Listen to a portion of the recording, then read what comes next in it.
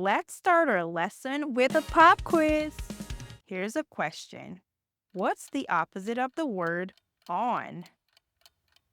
Time's up. Did you say off? If so, well done. Take a look at this example. My cell phone is on. What is the opposite of on there? My cell phone is off.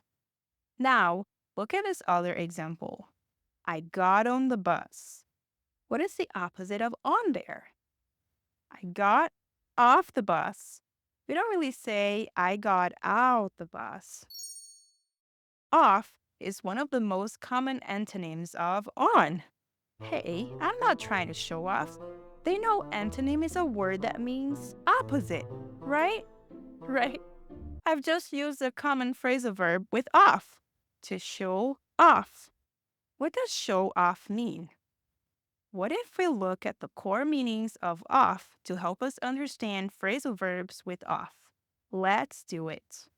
We already know that this book is on the table. We learned in our previous lesson that one of the core meanings of on has to do with contact with a surface. Then, if on is about contact with a surface, what is off about? No contact. That's right. Suppose I need more space. So I'm going to take this book off this table. On, off, on, off. Let's look at another example. We put on clothes, right? I put on a Lighthouse English t-shirt to record this lesson. In this case, my body is a contact surface. When I go to bed, I'll take off my Lighthouse English t-shirt and I'll put on pajamas. I'll take off my makeup. I'll take off my earrings, and so on.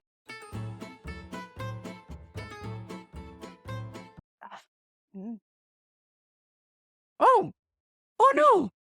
I got coffee all over my shirt. I hope this will come off. Come off.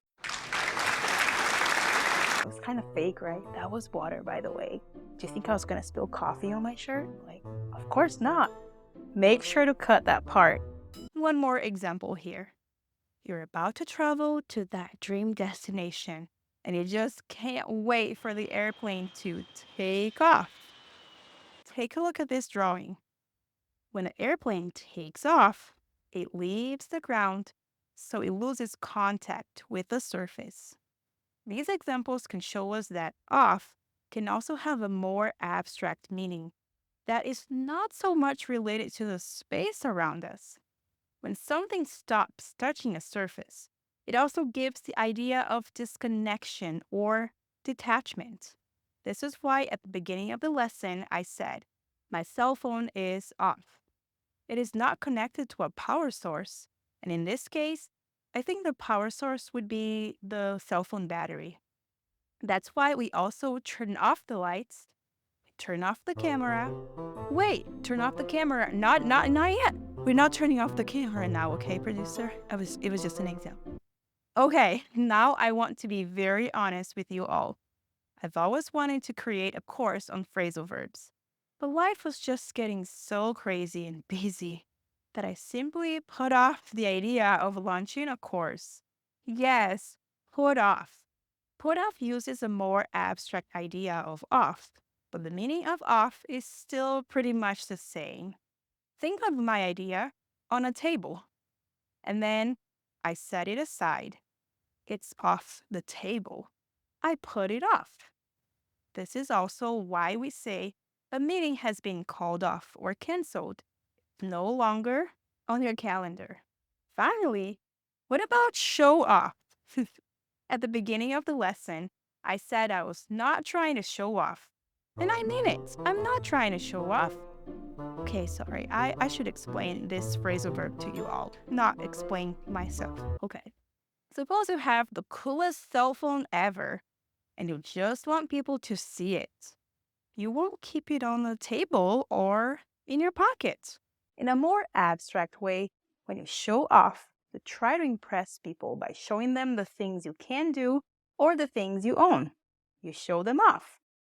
Before I turn off the camera, Let me remind you to check out the accompanying PDF that comes with this course. Remember to complete the exercises in there. I am positive that your hard work and dedication to this course will pay off. Pay off. Another phrasal verb with off. What does it mean? It's all in the PDF. See you later.